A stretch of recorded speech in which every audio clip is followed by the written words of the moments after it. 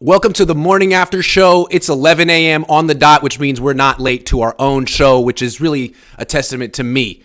There's a lot of traffic in my house going from upstairs to downstairs, and I maneuvered it well today. That's Ryan Hensley. I'm Grant Cohn. Good to see you.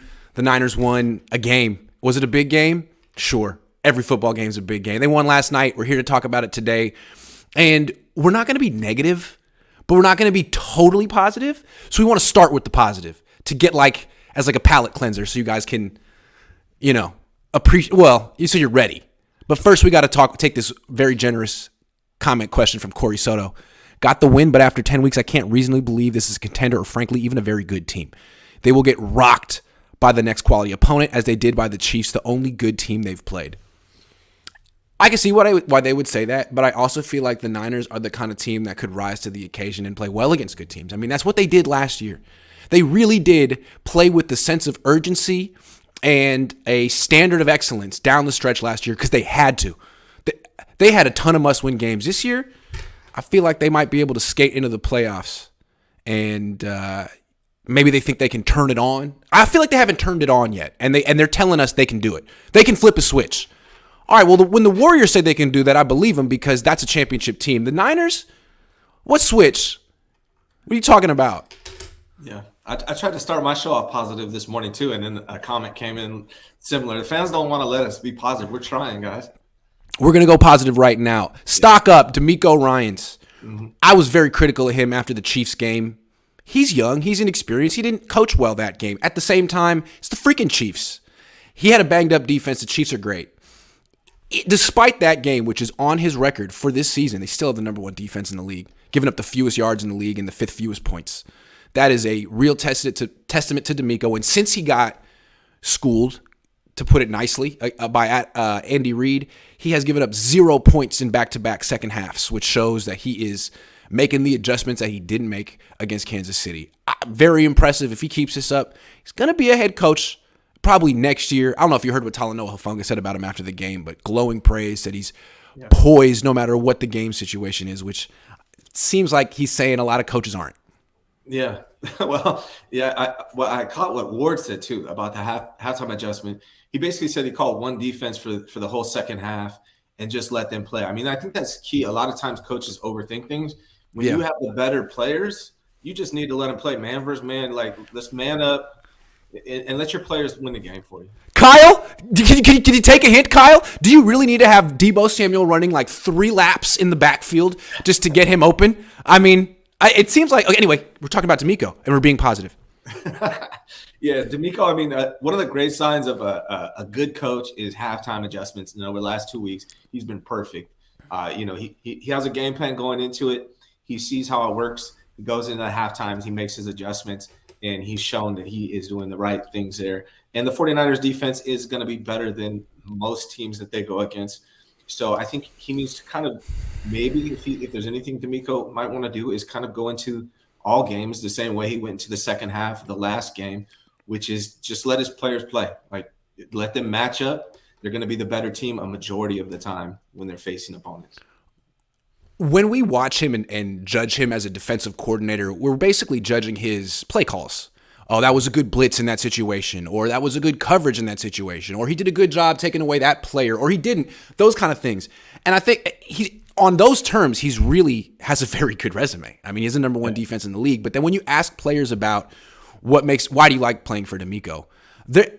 With Saleh, they often talked about he's really smart. It was a lot of things with Saleh, and Saleh is a very good head coach. With DeMeco, they always talk about his temperament, his leadership. His leadership. It seems like this is a guy played in the league, players know, respect, connects easily with them, has a very positive, uplifting mood. I don't know what you would say, but it seems like this is another guy who's probably going to end up being a really good head coach from the Kyle Shanahan coaching tree. Yeah, and I think a lot of that has to do with him being a player. I think players that coaches that have been players in the past, they know what it's like, right? And he never really gets too high or too low.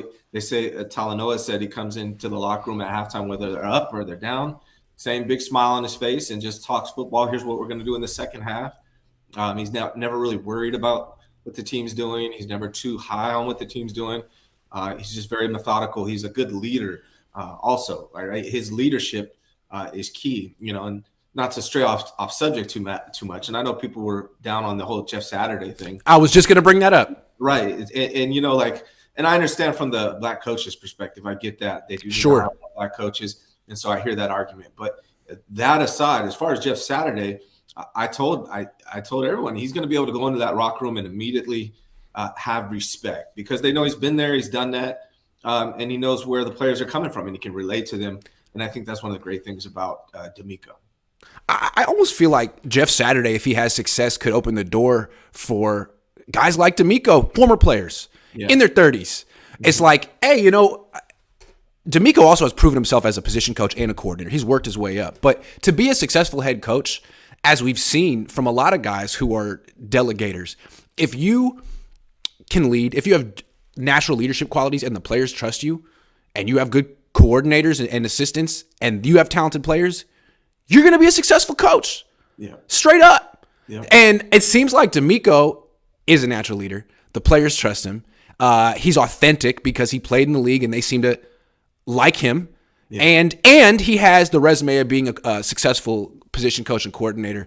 Seems like a slam dunk right here. And now, of course, the question with defensive coach that you hire always is, who's your offensive coordinator, who's your quarterback coach? And we'll see what his answer is. Saleh had an answer.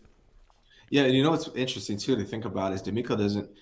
Where's his coaching tree going to come from? Is he going to steal more others coaches? That's a big deal. Coaching position, yeah. So that's a big deal. Yeah, Kyle may find himself having to find a bunch of coaches again this coming season if DeMeco leaves. Yeah, one of the things that McDaniel was able to do is poach a bunch of Niners assistant coaches, because I think one thing that's underrated, you could say this guy might be a really good head coach, but who's his staff? Mm-hmm. And one of the things that made Harbaugh successful was his staff was like an all-star staff. Everyone had 15 years of experience and was at the top of their game, and they were like costing the Yorks $1 million a year. And I don't think they liked spending $1 million a year on the offensive line coach and the defensive line coach and the linebacker coach. But that's how Harbaugh rolled. He had those connections from being in the league forever and having a brother who was in the league, all this stuff. So DeMeco, that's the next thing, is sort of building up your network. And I know that Robert Saleh is a very good networker. I don't know DeMeco at all. Yeah. So, yeah. Well, I think he'll be fine because of, again, the same reason why the players love him. I think other coaches will respect him the same way. And then there's the other side. And here's the thing. Real quick, you would think he does have a network. He played in the league with a bunch of different coaches, and he probably has a network that I don't know about. Sorry, keep going. Yeah, I'm sure he's going to be fine with that. Yeah. What I was saying is there's the other side, and here's where college kind of struggles, right? You have DeMeco, who is a former player, and he gains respect, and he's a good leader because of that. Just kind of his demeanor. And then you got people like Mike McDaniel, who's never played the game. He's a nerd, right? I think he actually played at Yale, but he didn't play in the NFL. Okay, so he's never he doesn't have that instant respect that he's gonna, like a guy like DeMeco or Jeff Saturday is gonna get. But what he does have is tremendous people skills. Yes, he's very humble, and he's great at. He has humor. He's funny. Yeah. He can make fun of himself. Yeah, and he builds his players up, and he gives them that confidence. Like, one of the first things he said about Tua when he went there is like, Tua's like one of the best quarterbacks I've ever seen. And most accurate quarterback I've ever seen. Yeah, most accurate quarterback. Right? Yeah. But that's the kind of stuff. And Kyle doesn't really have either of those things going on for him. And I think that's why sometimes he might struggle a little bit. But what's so interesting about Kyle is that he seems to have the self-awareness to know that he doesn't have this quality and that he needs it on his staff. And he's done a great job of hiring defensive coordinators who balance him out. I mean, that's another reason why I feel like Kyle's never going to change. I mean, he's your age. How much have you changed in the last 3 years? Like, I'm sorry, how much have you are who you are at a certain point, and I think by your mid-40s, I'm in my early mid-30s, you probably know exactly who the hell you are. Right. And at least he has the self-awareness to be like, that's who I need as my yin and yang. He's really good at it. Yeah, me and Shannon, same age. Most of my growth took place in my 20s. 20s. Yeah. And so I am who I am at this point, and Shanahan is who he is. Yeah. Yep.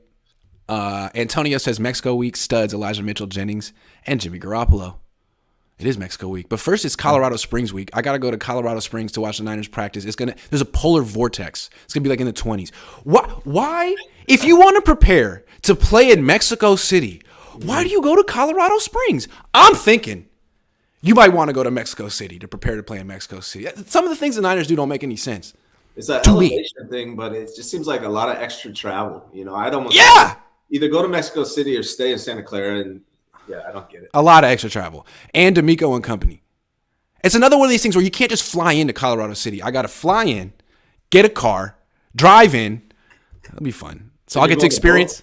You're going to both Denver and Mexico City? Yeah. That's awesome, man. Yeah, it is. I'm excited. Yeah. I'm very excited. Yeah. And the payoff is Colt McCoy. Yes.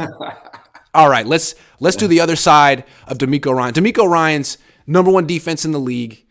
Hard to question him, but we're quality control, and we're looking forward, not back. And it seems to me that at some point, he's going to face another offense with some serious firepower, some serious weapons. He hasn't the last 2 weeks. The last 2 weeks, he's faced offenses with no receivers. And so he's looked great. But this Jimmie Ward at nickelback thing seems to me like a disaster waiting to happen. He was giving up big plays to wide receivers I've never heard of in this game. And when Tashawn Gibson came out of the game at the end, Ward didn't go to free safety. I don't get it. What do you make of this? Yeah, that was a good time. I mean, so I'm, even as a coach, I like to stay with the hot hand. And I actually think Gibson has been playing really well all year long. So I had mixed feelings about popping Ward in there, even though I really ultimately think Ward is going to be a better safety than Gibson. And he's proven it over a long period of time. And I think that this was the perfect opportunity, even though I'm not favoring they just rip Gibson out, even though he hasn't earned the reason to be ripped out.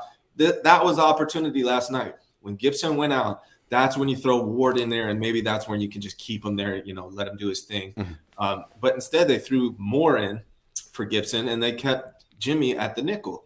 It's just mind-boggling stuff. Like, I really believe that was a perfect opportunity to pop Ward back at the safety in his natural position and give a guy like, I don't know, Womack or somebody the opportunity to play nickel. I think that's going to be a better overall defense for these guys.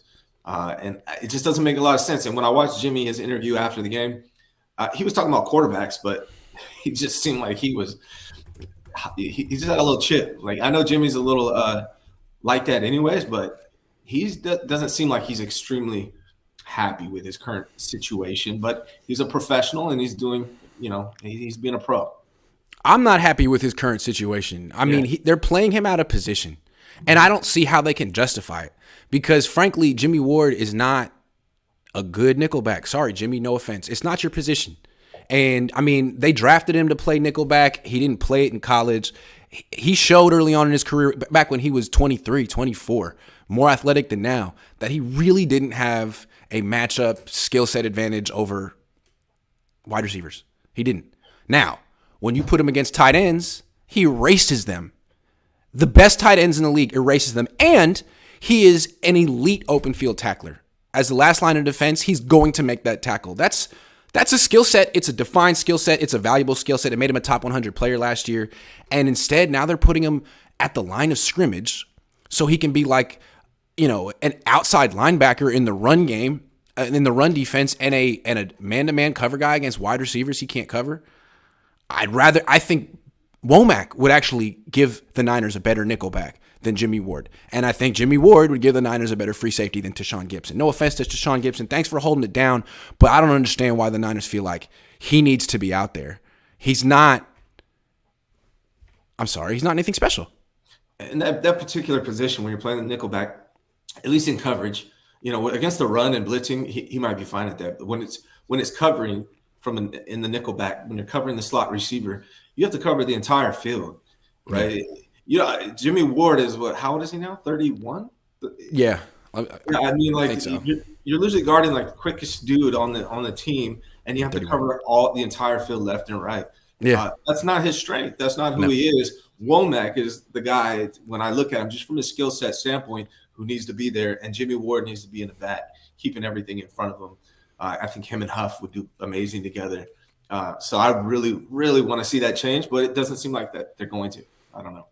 Well, maybe DeMeco Ryans is the kind of guy who wants to slow play things, and this is an adjustment he could go to down the line.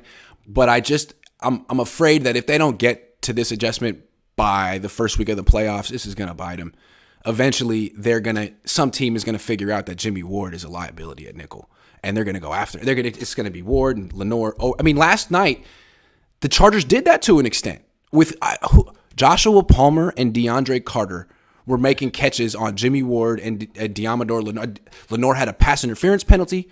Teams are gonna look at that and be like, man, I got serious wide receivers. Let's try the same thing with really good wide receivers. And then freaking DeMeco's going to be like, oh, I should have made this adjustment a month ago. So we're just trying to, maybe you think we're complaining, but we're just trying to anticipate potential problems. And wouldn't you want Sam Womack to have some experience at the nickel spot before the postseason comes if he does end up making that change? I feel like now's the time to get him that experience. Absolutely. I mean, the Niners have been real stingy with their rookies this year. They got Spencer Burford in there. Frankly, he hasn't played particularly well, but I guess they feel like they don't have a choice. They got to play Spencer Burford. Well, I think they should be playing Womack. I think he probably would be the most effective. The most effective rookies, I think, on this team, if they got a chance, would be Womack and undrafted rookie free agent Jordan Mason. But there's some rule that they can't play, except special teams. They're on the team to play special teams. Well, I think we're going to talk about it more later, but I think Kyle Shanahan has trust issues when it comes to his players. He has a hard time trusting players. Certain players, if you show, like particularly rookies, obviously we see that one, but also if guys have shown him any kind of error or weakness, he really never gives them opportunity. It takes a long time for him to give them another opportunity to prove that they can do it. So I also look at it as he has sort of like there's a team and then there's a clique on the team. Mm-hmm. And there's like the inner sanctum of the team. He's in it, and the best, most popular players are in it, and those guys pretty much are above reproach. They get their playing time no matter what they're doing in the game, just because they've proven themselves and they are what they are in Kyle's mind. Everyone else has to prove themselves on a daily basis, and Kyle has very little patience until you get in that inner sanctum, and then you're made. You're made. It's like Goodfellas. You're made man at a certain point, and we all know who the made men are on the 49ers. Kyle's one. He has like a lifetime contract, and we all know who they aren't. So I think that's kind of interesting, a little interesting dynamic with this team. Yeah. Yep, agreed. Antonio says, and DeMeco and company. You were talking about, studs, Elijah Mitchell, Jennings, and Jimmy Garoppolo, Mexico week. Yeah, mm-hmm. I feel you, Antonio. He's excited for this game this week. So am I. John Taylor says, at some point, Ayuk can't keep getting praised for potential. His mistakes took points off the board. Kyle called a great game. Can I say something about that? Sure. So that fumble on Ayuk, like, I'm pretty sure 90% of people would have fumbled that ball. He was being spun around, and he got spun right into a helmet. Also, he had to like catch a ball that was way over his head over the middle. I mean, it wasn't a great throw. He caught several high throws yesterday. The only mistake that I'll give him yesterday was he dropped that touchdown to Jimmy. And maybe it was a hair behind Ayuk, but he should have caught it. But if you look at Ayuk's entire season, he's doing phenomenal. I mean, drops are not an issue for him. He's actually very sure-handed. He had a much better game than Debo. Yeah, a season. He's had a better season. He's the best receiver on the team right now. I'm not here for the Ayuk hate, man. Like, he's doing great. I mean, he dropped one touchdown. That's all. But again, Ayuk isn't in the inner sanctum. He hasn't gotten his second contract yet. And so he is the one that gets analyzed and nitpicked. But Debo can do no wrong. Debo can go 2 catches on 6 targets for 24 yards, and people be like, oh, man, it's still Debo. Debo's great. Yeah. He was. It's a what have you done for me lately league. What have you done for me lately? Janet Jackson said it. Right.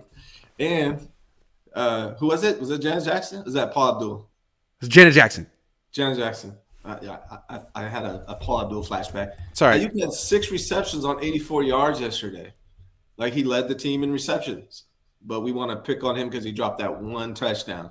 Yeah, it'd been great if he dropped it. I don't blame that fumble on him at all. I mean, almost every receiver on that team is going to fumble that ball in that situation. He had 1 drop touchdown.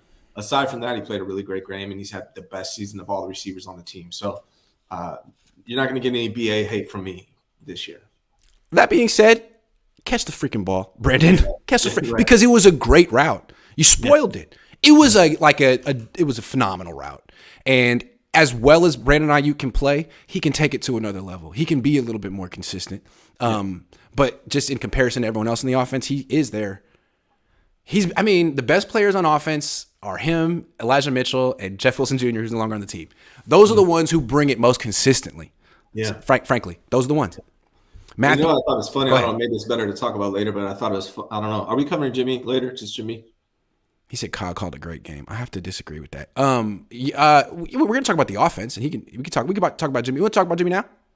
Sure. Yeah, I was just going to, because we were talking about Ayuk's drop, and so one thing I noticed with this fan base that I find interesting is that when Jimmie almost throws an interception, we're not allowed to talk about it, right? But then when Brandon Ayuk drops a touchdown, we got to talk about that, right? Yeah. So I just thought that was interesting, kind of conflicting that I noticed with this fan base. That's a good point. Matthew Sanders says Ward at nickel chasing TDs like Debo chasing paper. Ooh, that was a bar though. I liked it. A nice simile. Hero Winchester says, can we give Hufanga his flowers? He's a Pro Bowler. He's always around the ball. Is a big reason why this defense is number one. He's not Troy Peep, but damn near. Yeah, absolutely.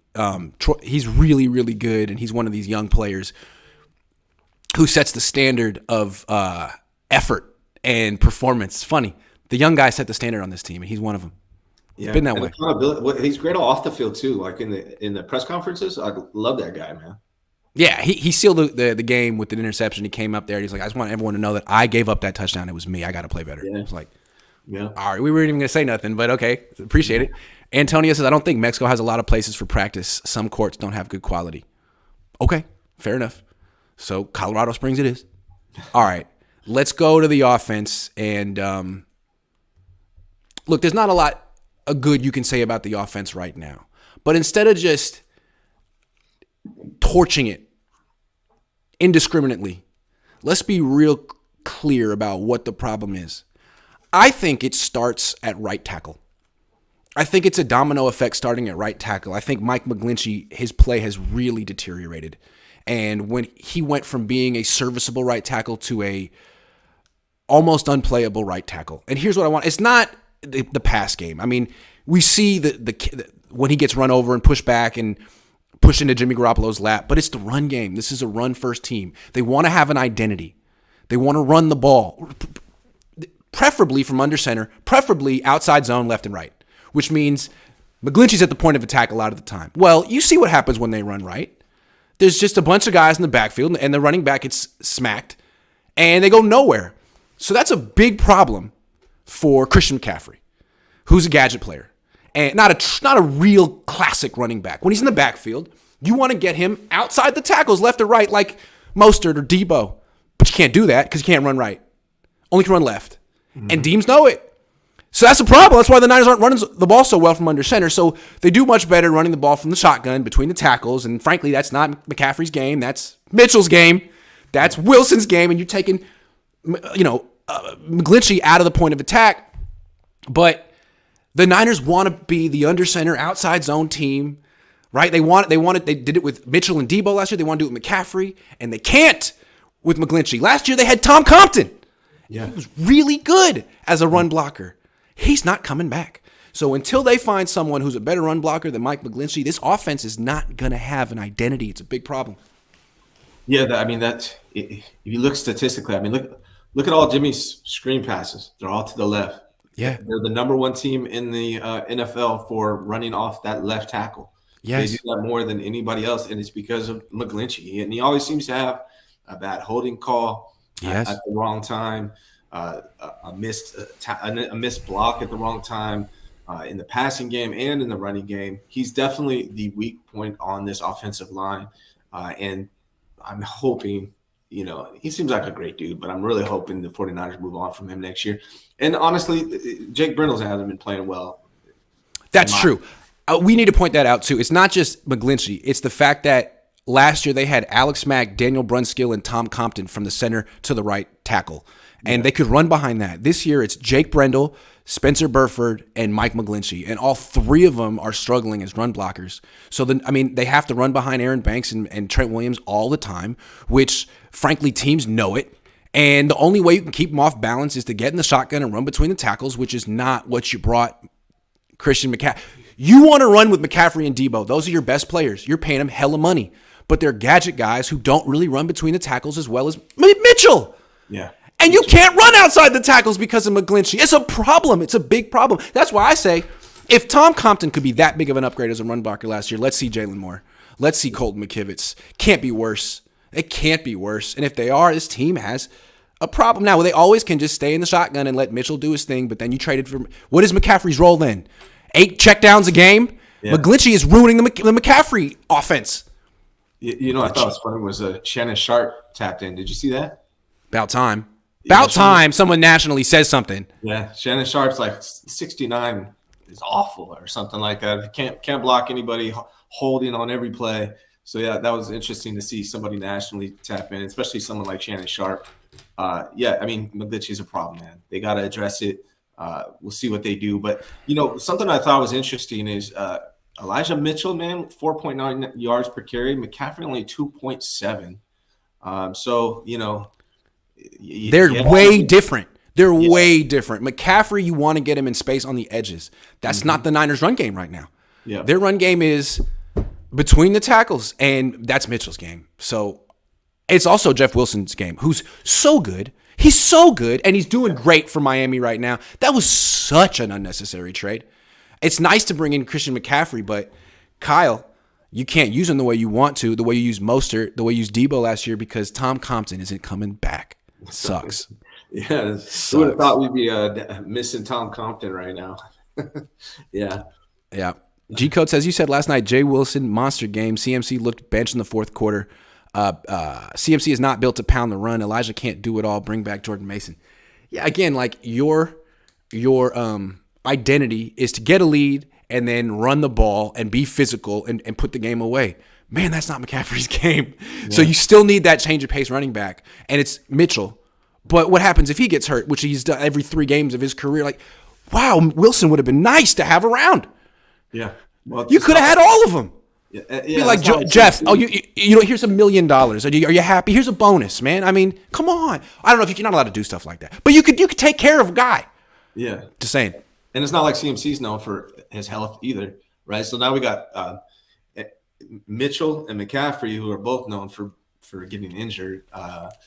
And we got Wilson over there. And Wilson's been injured in the past too, but I think he would have been such a great insurance. I wouldn't let him go. I'm like, hey, man, I'm sorry you're too good for us to let go. And I said that for a long time. Like right now, would you trade a 5th-round pick for – if you're watching Jeff Wilson's never on the 49ers. That was a great trade for Miami. That was a great trade. It was a great trade. If you're the 49ers right now and you're watching Jeff Wilson, say he wasn't never on the Niners and you're watching him, you'd trade for 5th round for that guy, wouldn't you? Of course. I would think so. Yeah. I just think it's troubling that McCaffrey had such a tough time running the ball against the worst run defense in the league, statistically. I mean, Elijah Mitchell didn't have a tough time. And I'm thinking if Jeff Wilson was here, he wouldn't have had a tough time running against the Chargers. But, I mean, they absolutely shut down McCaffrey. And if Mitchell wasn't healthy, if he needed one more week to come back, I think the Niners would have lost.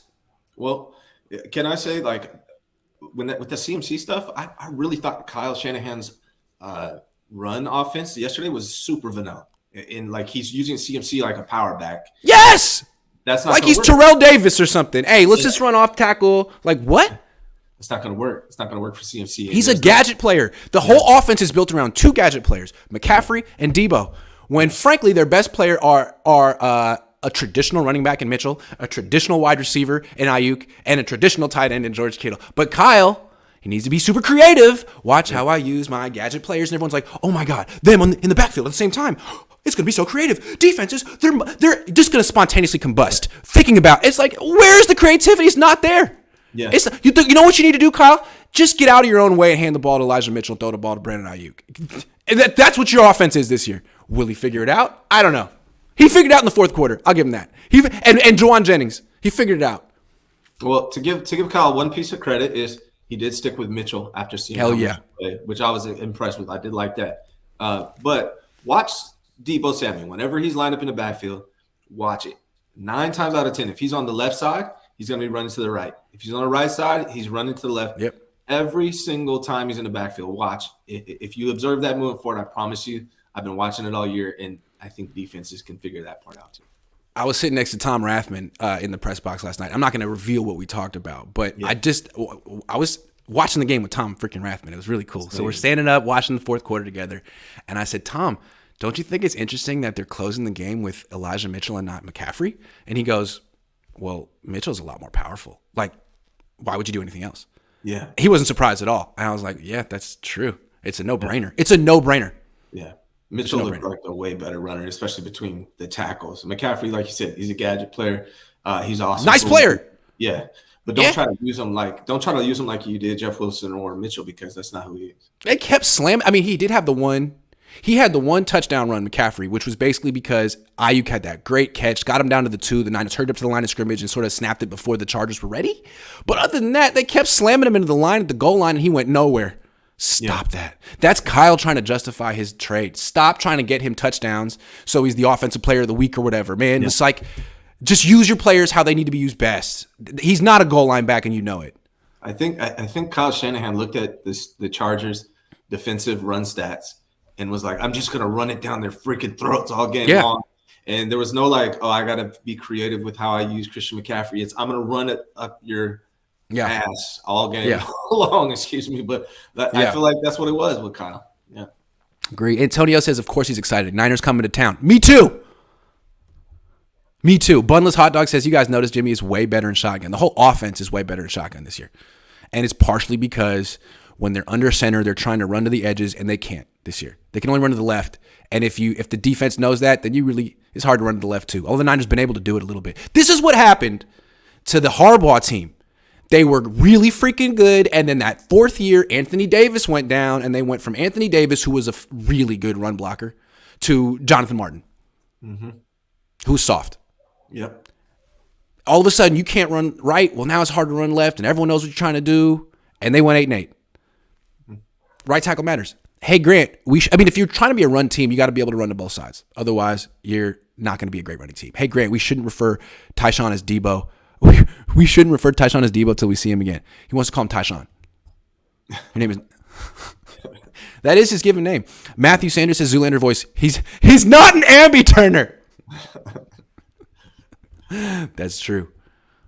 I did it. I turned left. Josh Wyatt says, when the Niners get a holding penalty, it kills the drive. When your offense is built on 12-play drives and one of 3 guys are getting beat on every play, how can you expect this O to be consistent? Yeah. Yeah. Yeah. It's true. I think Brindle had 2. I think one of them was, refused. But, Brindle and McGlinchey yesterday weren't great on the line. So they got to do better. G-Code says, is this OBJ rumors a desperate move? CMC not enough? Yeah, I mean, that's a good way to put it. It seems like you have a lot of people, a lot of mouths to feed, and you're struggling as is. Mm-hmm. But I don't know. I think the Niners, their attitude with McCaffrey was they got him as much to get him as to keep him away from the Rams, as though the Rams are a contender or something. And I think the same thing is going on with Odell Beckham. I think the Niners and other teams feel like if we don't make a play, some team we might face in the playoffs will. It's like, okay, he's coming off his second ACL. Like, yeah, okay. If I'm OBJ, I don't really want to play for the Niners, to be honest, because just look at the passing game. Unless OBJ really believes the Niners are going to win the Super Bowl, which I don't know if he really believes that.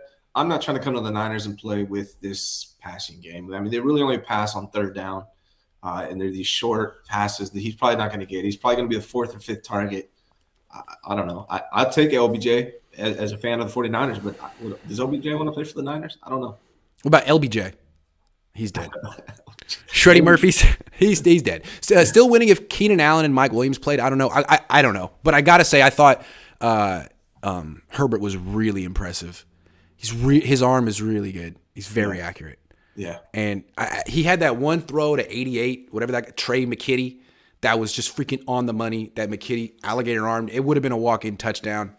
Not saying the Chargers should have won, but I thought Herbert played better than his numbers suggested. He had nothing to work with in that game. Absolutely nothing. Yeah, it'd be almost like Debo and Ayuk were out of the game. And now you got Jawan. And Kittle. Yeah. And Kittle. Yeah. And Kittle. Yeah, and Jawan played good, by the way, yesterday. I thought he played really good. It was nice to see. Yeah. All right, I have a hypothetical question. Mm-hmm. What if Mike McDaniel were the 49ers head coach? I saw a lot of tweets yesterday being like, man, if Andy Reid were the Niners coach, the Niners would be putting up 50 consistently. Maybe, but that's never going to happen. Andy Reid with the the Chiefs. Mike McDaniel, though, was in this building for 5 years. The Niners, Jed York, could have went to his office, could have talked to him, could have found out a little bit about him. But now he's gone, and he's in Miami, and that offense is freaking good. They put up 39 points yesterday. They have 7 wins? So they're a very good team. They're not playing down to their opponents. They're blowing teams out. They're way over 500 with Tua. Mm-hmm. And, a couple cast-offs in the backfield that Kyle Shanahan, that were beneath this 49ers team. If Mike, in a bizarro world where Kyle Shanahan got fired for losing the NFC Championship game last year, and the Niners had the foresight to promote Mike McDaniel to head coach, how many wins would this team have? I mean, how many points per game would this offense be scoring? I need exact figures. Okay, I'll give you the exact figures. Right now, the Miami Dolphins have 30 touchdowns offensively, right? And we have, 21? Okay. So it's actually posted this morning. So good question to ask me. So the Dolphins average 2.9 touchdowns per game. 49ers average 2.3. So, I mean, here's the thing, though. McDaniel is smart enough to go in and get speed.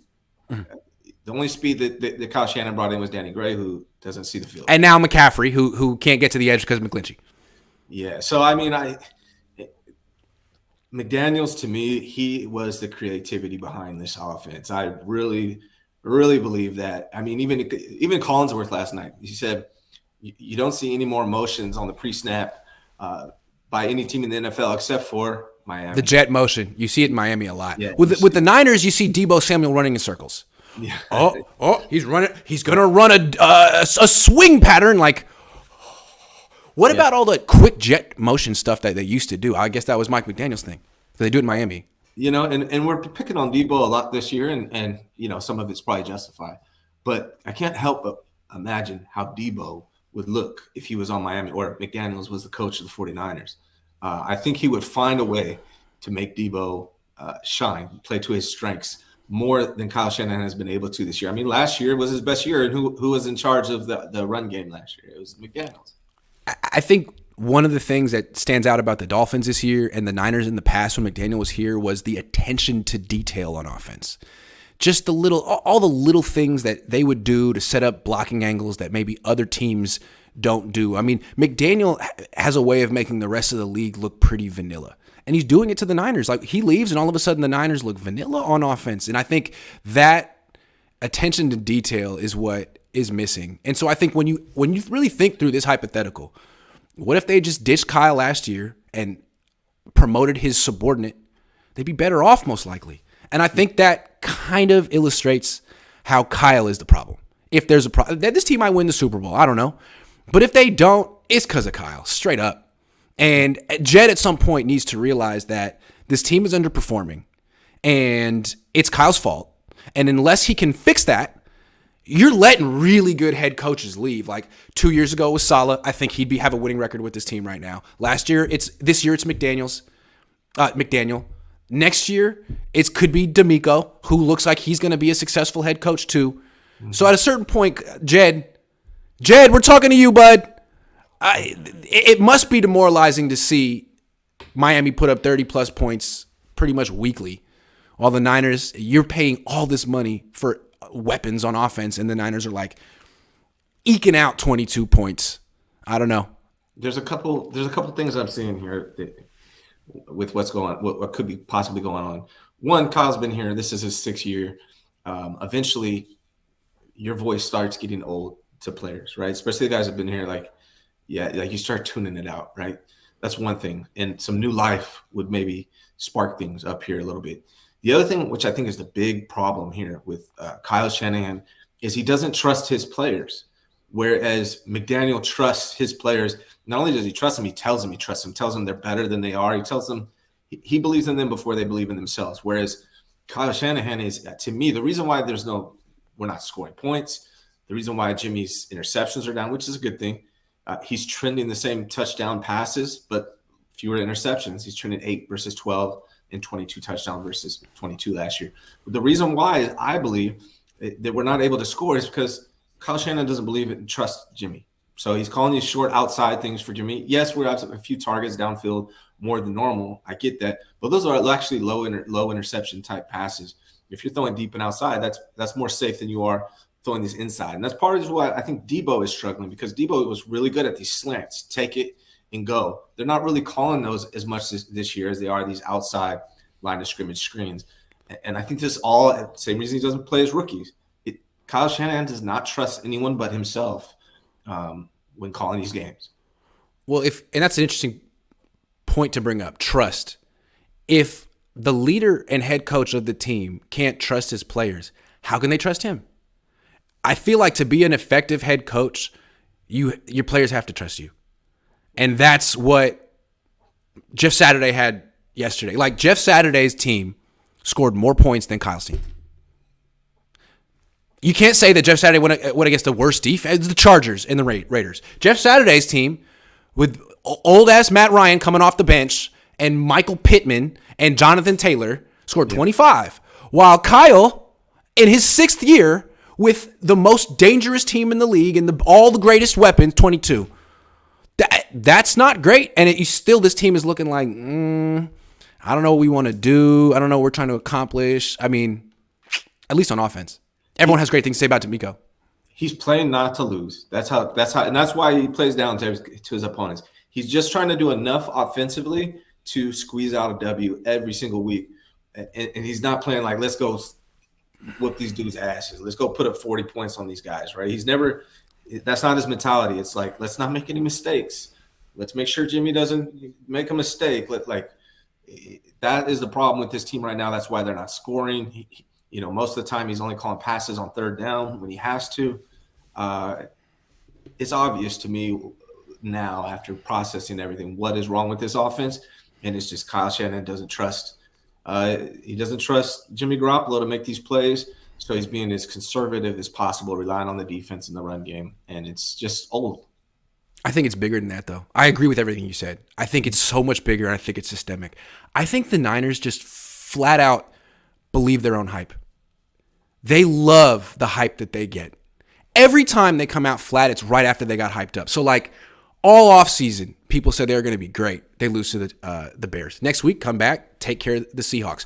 People say, oh, Niners are back, Jimmy Garoppolo, Niners football. That's a Super Bowl team. What do they do the next week? Lose to Denver. They believe their own hype. And it's crazy this is a team in 2019 that had a chip on his shoulder. Everyone was doubting them. Remember Ryan Clark? They're pretenders. They're going to lose to Mason Rudolph. And the Niners, that fueled them. And they went 8-0. They went to the Super Bowl, and they all got paid off of that. Kyle got an extension. Armstead, Kittle, Debo, Warner, all those guys got paid for life, set for life off of that run, which was fueled off of everyone doubting them nationally. Mm-hmm. But they didn't win the Super Bowl. They lost. They still say that they were the best team that year.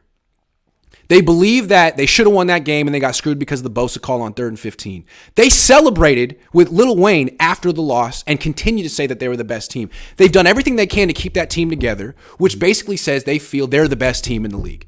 They don't have to prove it. They just are. They are the best team in the league. And anytime they win one game and the national media says, oh, scariest team in the league, they're like, thank you. Thank you for giving us the recognition we're so thirsty for, because we feel we should get that recognition without actually having to win a Super Bowl, because that's fluky. I mean, things can happen, but we're essentially Super Bowl champions, and that's how we're going to act. So that's why they're 5-4. It's like, it doesn't matter if we start off slow. It doesn't matter if we give away a game or we don't take the Chargers seriously. We essentially are great. And we'll turn it on down the line. And to me, what's crazy about that is the culture that is set by the head coach and the veterans. Kyle, Trent Williams, Kittle, Armstead, Warner, all the guys who have gotten paid. Those are the ones you wonder, like, what's their effort going to be like this week? When it's consistently the guys who bring it every week for years are the guys who haven't gotten paid yet. The guys who aren't in the inner sanctum of the holy inner trinity of this team. Elijah Mitchell, Talanoa Hufanga, Nick Bosa, The list goes on and on. Jeff Wilson Jr. before he left. The guys who are fighting to get really basically set for life and become made men in the Niners team. I think they have a weird culture that Jed created. You rewarded Kyle for losing the Super Bowl. Yeah. You did, and you created this culture of no accountability. Kyle has a lifetime contract, essentially a lifetime deal here, as long as he wants it. And anyone else that's gotten that extension feels like they can do anything. Deebo Samuel can do whatever, and he's going to get 7 targets. Meanwhile, Jawan Jennings might just not get targeted at all until your backs are against the wall in the fourth quarter. Because who is he, and what has he proven? He hasn't gotten paid yet. I think this Niners team believes its own hype, and I think that's a big problem. They're basically going to tell us, like, it doesn't matter. We could go, because they're going to skate into the playoffs. Easy record. Easy schedule, easy division. Then they're going to turn it on and be a dominant team. That kind of feels like the team that's going to lose in the first round of the playoffs at home to some freaking wild card team that has no business beating the Niners, but it could be Tom Brady. Yeah. It could be Tom Brady. The Niners need to flip the switch freaking now. I'm sorry, I just talked for like 5 minutes. Go ahead. No, it's great, man. You got it out. I think, the Niners are what Jimmy and Kyle Shanahan is, which is a B-plus team. They think they're an A-plus team, but they're a B-plus team, and they haven't proven to be an A-plus team yet. And I think you just kind of summed it up perfectly, right? They need to show that they can score points on a consistent basis with some of the top teams in the NFL. Kyle Shanahan and Jimmy are never going to get a better roster than this. I really don't believe that they're going to come back next year. Jimmy probably, who knows if he'll be the quarterback next year. I don't think so. But even if he does, Jimmy and Kyle are never going to have a better opportunity, more weapons than they have right now this season. So if they're not going to be able to put it together and be a high-powered scoring offense, are they really ever going to be able to? Also, let's come back to Deebo. I feel like Deebo is a great microcosm of the Niners culture, which I think is a little messed up. Look at the difference between Deebo last year and this year. Deebo, who hadn't gotten the extension yet. Deebo, who hadn't gotten the seal of approval from Kyle Shanahan and the 49ers. He brought it every week. He was the standard of excellence on this team. At 25 years old, we talk about a standard for a team. It doesn't, not playing down to opponents. That's what it's about. Mm-hmm. Deebo set the standard at 25 on a rookie deal, second-round pick. It's pretty heady stuff. Niners give him this extension. All of a sudden, bad offseason, not having a great year, really not setting the standard. Still a great athlete, but certainly not setting the standard. And I'm not blaming Deebo. This is a culture that Jed created by giving Kyle carte blanche after a Super Bowl loss and letting them perpetuate this myth that they're somehow the best team in the league. They don't have to prove it. All they have to do is win one game and listen to a bunch of national pundits like Colin Cowherd say they're the scariest team in the league, and the Niners are like, boom, that proves it right there because that guy said it. And he works for NFL Network, so it must be true. Well, they're underplaying, right? Everyone predicted before the game. Most people predicted before the season is going to be a Bills 49ers Super Bowl. I think most people I talked to said that. Most of the fan base believes that the 49ers would probably have been lost maybe 1 or 2 games at this point in the season. Last night before the game, everyone predicted the 49ers were going to win, and they said that it's not even win close. Big. 2 touchdowns. Yes. Didn't happen. I had a contest on my Twitter to give away a Christian McCaffrey jersey. Everyone predicted like a 10-point blowout that the Niners didn't happen in the 30s. So everyone is saying that the 49ers should be scoring more than they are, should be playing better than they are, but they're not. So they're underplaying. They're not playing. Let's go through the whole season. They go to Carolina, just destroy Carolina, who was, teetering on the brink of disaster anyway. They fire their head coach the next day. The Niners go to West Virginia, and they're like celebrating like the season's over. And everyone's saying the Niners are great. Cowherd, all these guys, watch out for the Niners. No one picks them to lose to the Falcons. Then they come out flat, lose to the Falcons. But then they switch the narrative. They trade for Christian McCaffrey. Once again, even though they just lost to the freaking Falcons, people were like, oh my God, watch out for the Niners. Most dangerous team in the league. What do? Lose by 21 to the Chiefs. Yeah. Every time the national media hypes up the Niners believe it and fall flat. So what's interesting was last year they were 3-5, and they had to run a gauntlet on the road. Every week I was flying to the Midwest, Cincinnati, over and over and over again in the cold, must-win games, and it required urgency. And it brought out the best in them, and it propelled them to the NFC Championship game. This year, when is the urgency going to happen? Next week against the Colt McCoy, maybe. They have a really easy road to the playoffs, a weak division, a weak schedule. I'm afraid this team is just going to coast to the playoffs and then tell themselves, here we go. This is where we flip the switch and get shocked at home by some freaking team, the Giants. You know what I mean? Yeah. That doesn't have any hype from the national media. No hype. Yeah, I mean, I'm glad we got the W last night. And I think the 49ers are going to win some games. They're going to go on a little bit of a run. But it's like you said, the thing to me is if you're not blowing out these teams that you should beat, then how are you going to compete with these really good teams when you see them in the playoffs? And that's my concern. I think this is year 6 for Kyle Shanahan. He's still under 500 as a coach. For me, what I need to see is this is probably the best team you're going to have.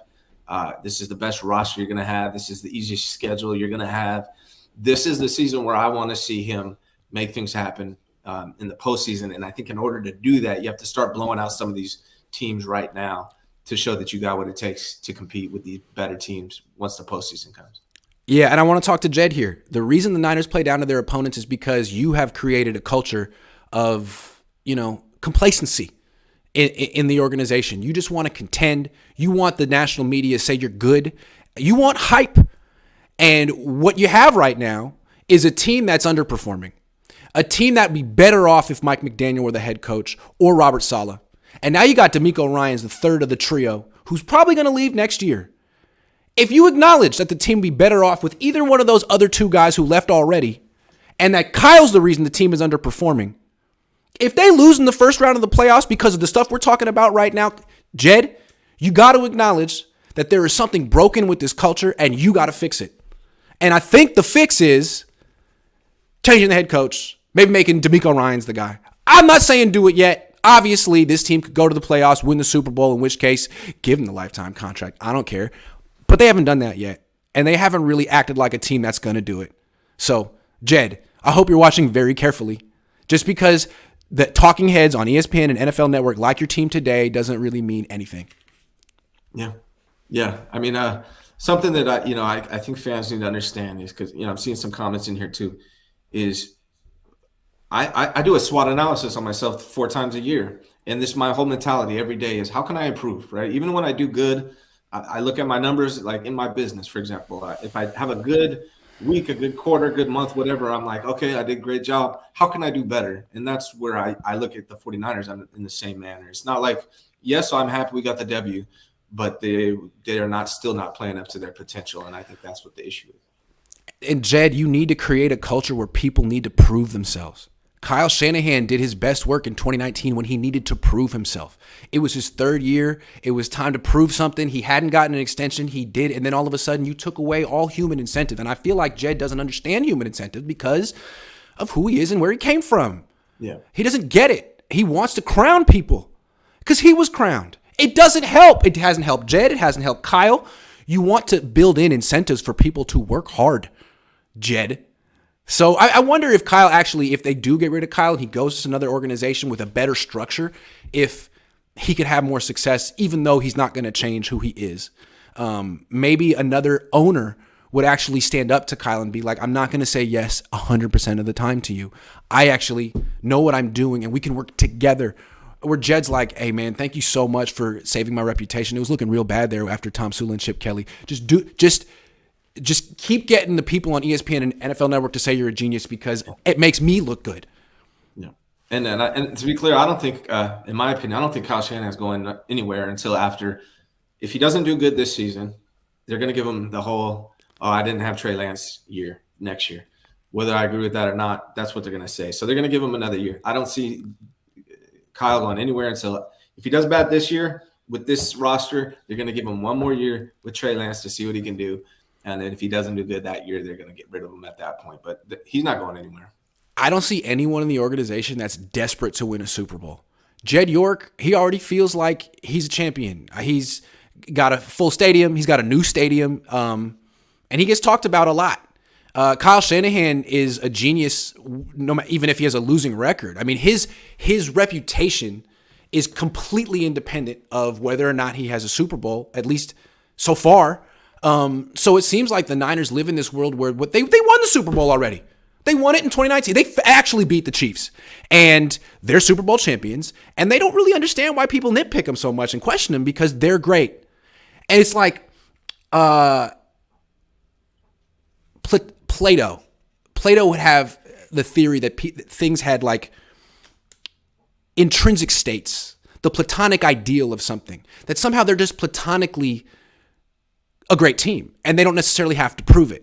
One win against the Rams shows it. No, man, you got to prove that every freaking day. And the best teams, the teams that win the Super Bowl, the teams that have that mentality. Every day, every week, you got to prove it again. And you feel like the league isn't taking you seriously. That's not the Niners.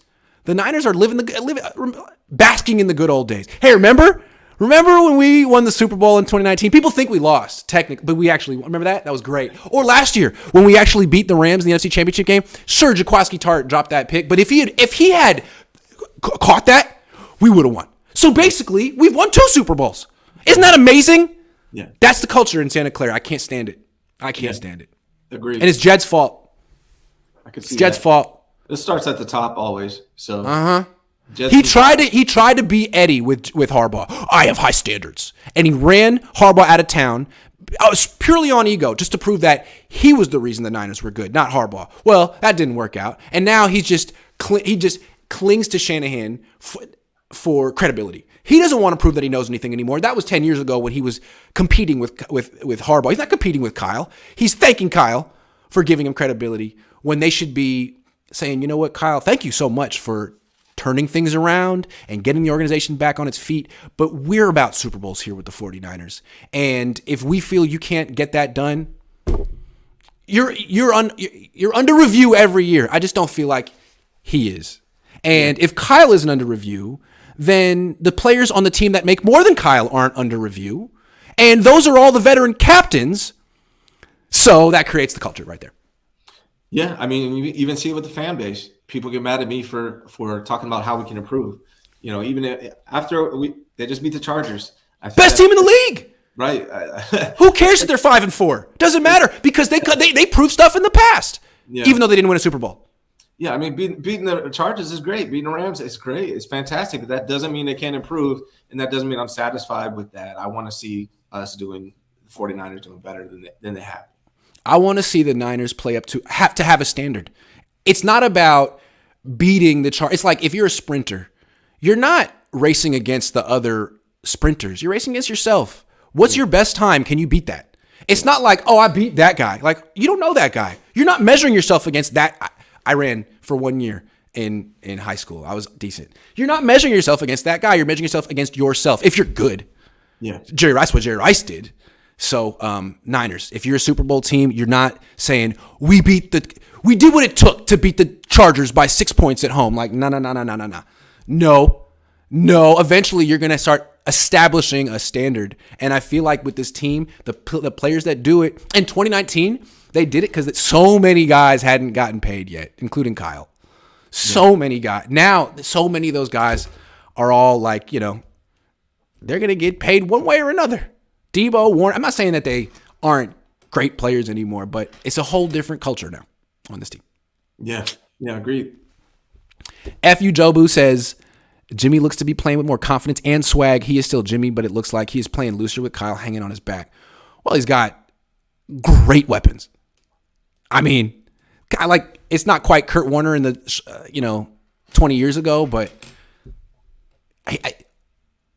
there's no bad option. Anywhere he wants to throw is a good option for Jimmy Garoppolo, as opposed to Justin Herbert last night, where he's like, "What, Eckler, where are you?" He's got one weakness, which is his right tackle. Outside of that, he's got the best opportunity to do well. And yeah, I mean, I think Jimmie has played good last couple of weeks. But I'd like to see Kyle Shanahan open it up a little bit more for him and give him those opportunities. He has played well within his skill set. The thing that I've been most encouraged is the stuff that he's done to like extend his skill set. The little sideline throws and the one where he scrambled out to his right and hit Ray. Like, oh, you're extending a play? Wow. Yeah. So that is encouraging. I'll give him that. that. Kira Bell says, I just don't understand how the pass protection off PA is way worse than when they normally drop back, or is it just me? Off play action? Yeah, they didn't even try to block homeboy yesterday. I forget his name. Yeah, that was Khalil Mack. Khalil Mack. Yeah, it was a naked bootleg. Yeah, that's probably not Jimmy's strength. I think Trey Lance might have been able to run out of that a little bit more. But yeah, I don't think you should do naked bootlegs for Jimmy Garoppolo. If you're gonna boot him, maybe have like a blocker peel back across the formation and have like some protection. Not the greatest call. Yeah. Also, don't boot at Khalil Mack. What are you doing? Yeah, go the other way. You're gonna fool Khalil Mack. You could fool Nick Bosa. I don't know. Matthew Sanders says field goals from the 5 is shorthand for I don't trust you. Yeah, man. Like you bring it down. The offense goes all the way down to the 2-yard line on the first drive, and you kick a field goal. That's saying you don't trust anyone on your team. Like you should be able to score from the 2. But even if you don't, you have the Chargers at the 2-yard line. You should trust that's a great spot. You could score on defense from that spot. Teams have scored against the Niners twice that way this year. Like, have some confidence in your offense and your defense. Don't kick a field goal. It sets the tone for the whole game. Hey, we're going to be kicking field goals today. This one's going down to the wire. Don't do that. Yeah, that bugged me, especially the first one. It was 4th and 2. Just go for it. And what's great about that is if you go for it on 4th and 2 on the 2-yard line, 4th and goal from the 2-yard line, if you go for it and you don't get it, their team has to start on the 2. And now they're in a bad spot. So you're probably going to – you might even get a safety, but at least you're going to stop them and you're going to start off with better field position again. I would have definitely – I tweeted it out yesterday, like, go for this one, Kyle. And, of course, he didn't, but I would have. F.U. Jobu says, again, your team is better than their team. Yeah.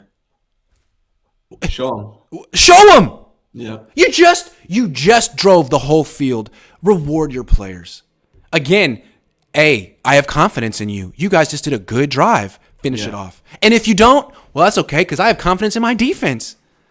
Right. Instead, kick the field goal. If Jed fired Shanahan after last season, we would have 2 wins with Josh McDaniels as our head coach. Josh McDaniels is so bad. He's so bad, they might have to fire him like now. And it'd be interesting. We were talking a few weeks ago about Jim Harbaugh coming back to the Niners. There's no opportunity here. He's never going to – first of all, Kyle Shanahan's going to be a coach here for life, I think. And Jed and Harbaugh, even though they try to kind of kiss and make up, no. Harbaugh's not going back to Jed York. No. What he could do is go coach the Raiders. I think that would be interesting. He coached on that team. He's a quarterback coach for the Raiders. He would be such an upgrade over Josh McDaniels. Yeah. It's good. So that's what I would do if I were them. I like that. Anywhere. Really, anywhere he'd be. Wasn't he under consideration for the Vikings job last year? I think he was. He was. So he might be interested if they break him off, show him what they've got, because he don't want no 1-minute team. He just doesn't at this point in his career. I think honestly, he's making good money where he's at. Michigan, he has complete control. So you're gonna have to.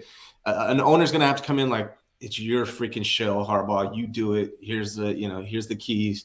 Do whatever you want, type thing. And I don't know who's going to do that. Mark Davis, do that, because whatever you're going to do that isn't as good as that. Right.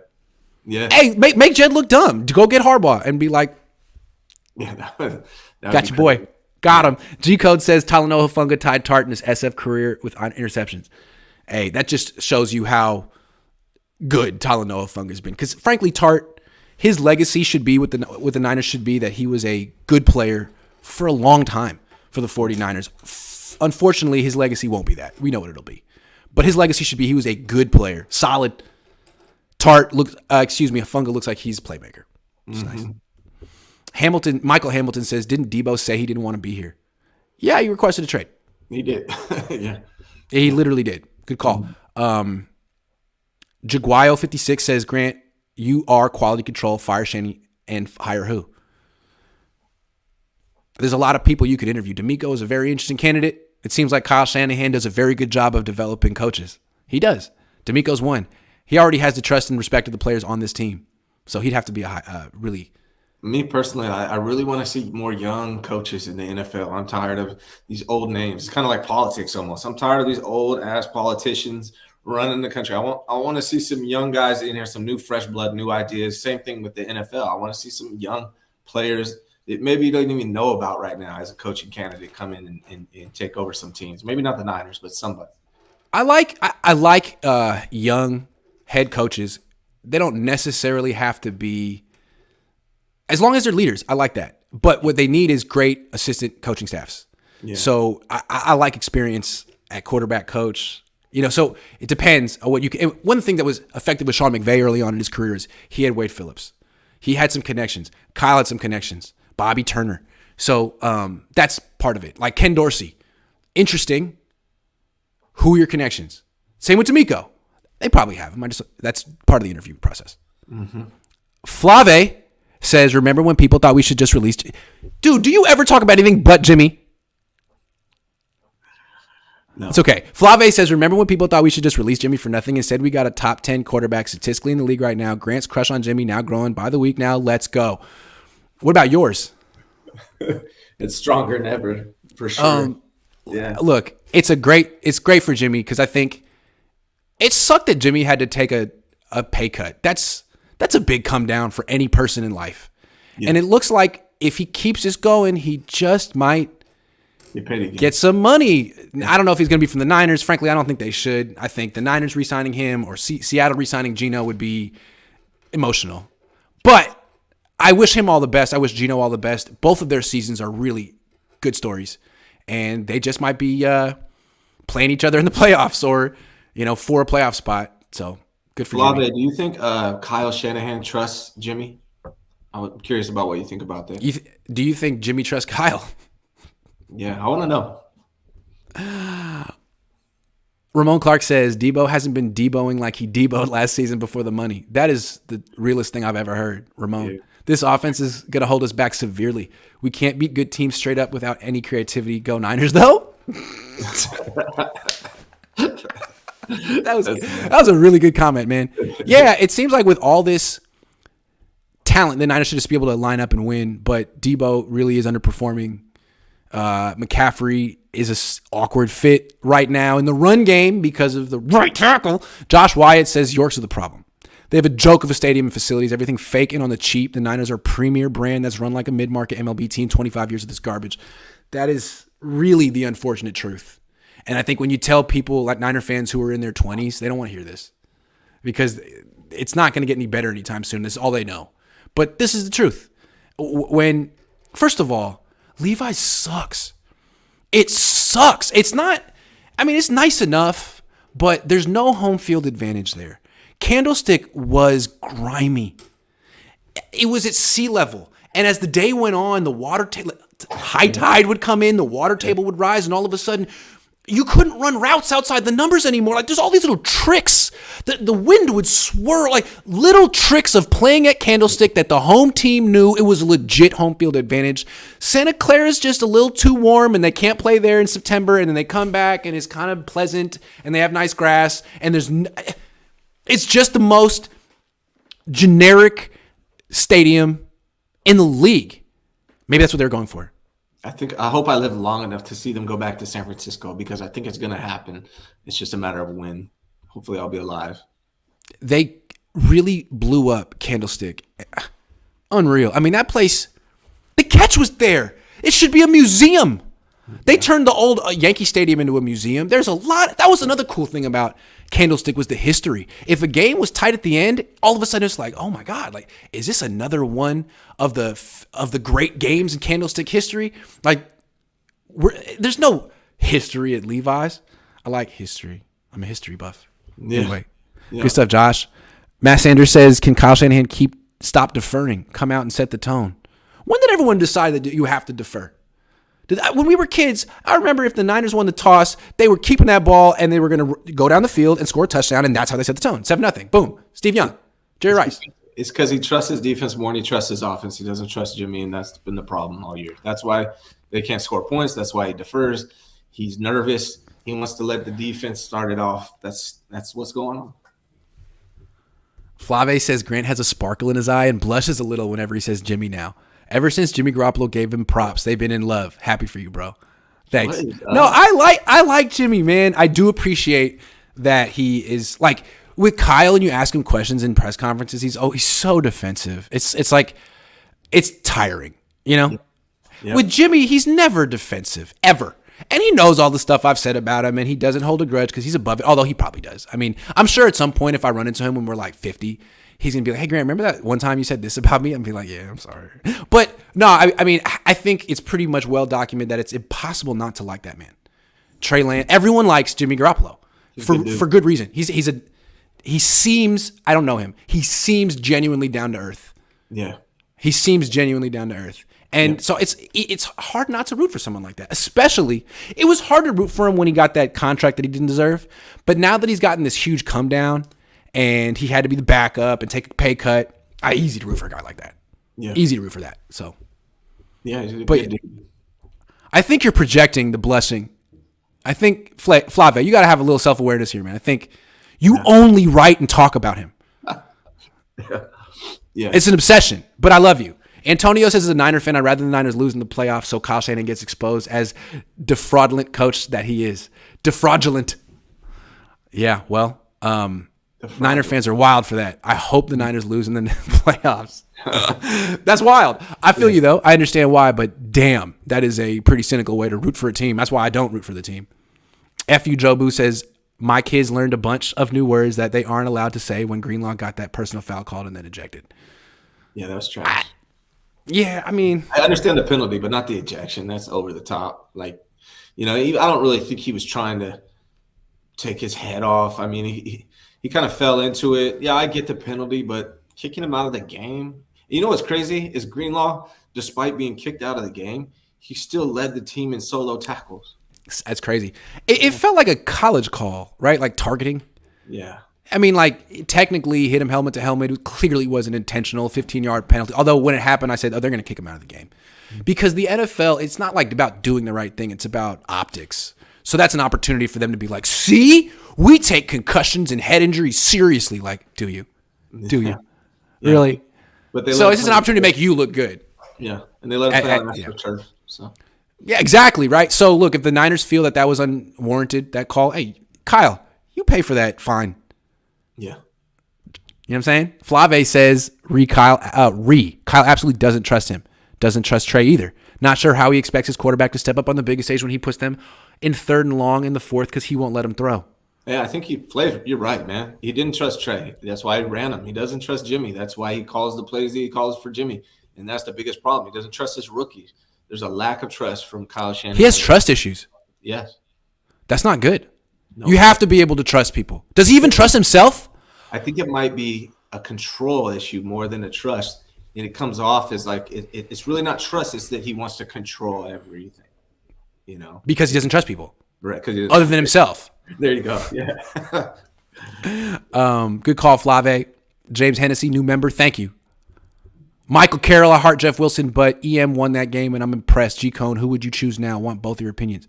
I would like Mitchell and Mostert. They could have had Mitchell, Mostert, and Wilson. They did have Mitchell, Mostert, and Wilson, and it would be cheaper than McCaffrey on his own. Amazing. That would amazing. Be a good running team. I like McCaffrey, man. Don't get me wrong, but I like Jeff Wilson. I like him, So yeah. Matthew Sanders says Flave gonna goodbye horses. Jimmy Garoppolo making a skin suit.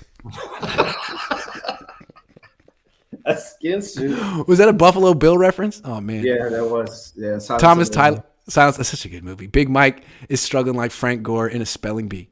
Oh my god. Ooh. That's God. Not nice. No. Yeah, that wasn't nice. That being said, Frank Gore messed up recently. Yeah. I think that's the whole show and nothing but the show. And I'm sticking to it. Thank you for watching, everyone. Please stop donating money and stuff because I hate when people give me one right as the show ends because then I feel like I stole, which I did a little bit, but it's your fault. You really gave it to me. You threw the money at me and I told you not to. So don't. Thanks for watching. Ryan, great show. Do you want to tell people what's up with you this week? Yeah, just every weekday, 8 a.m. to 9 a.m. I got guests on. We did a show this morning. Go check that one out, and then we'll be back every morning, 8 a.m. live on my channel. Please check it out. Definitely.